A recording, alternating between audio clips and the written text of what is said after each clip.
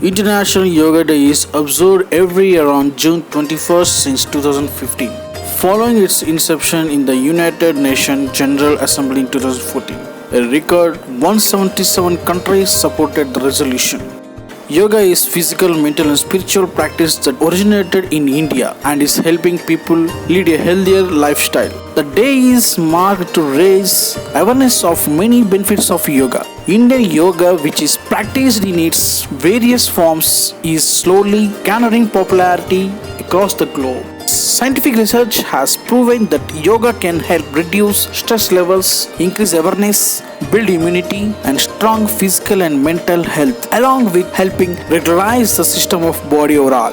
Amid the adverse times of pandemic, this year the International Day of Yoga is putting its focus on well-being beyond the immediate impact on physical health. The COVID crisis has a vastly negative impact on people ranging from physical, mental and psychological, emotional, societal, and not to forget the financial aspect of it. The pandemic has left many with mental health issues, loneliness, constant fear, psychological suffering, depression and anxiety. Yoga can come to help of people dealing with such a crisis. The United Nations explained on its website, since the message of practice is to promote both physical and mental health. The United Nations has been offering yoga to its personnel as a means to deal with physical and mental health crisis during the COVID. The World Health Organization has also recommended yoga as means to improve health. Its various benefits include increasing flexibility, fitness, mindfulness and relaxation.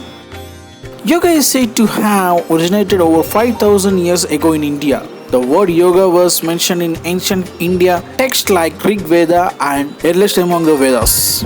Scholars rishis of Vedic time documented their practices in Upanishads. Upanishads contain extremely valuable core teaching of Indian philosophy containing over 200 scriptures.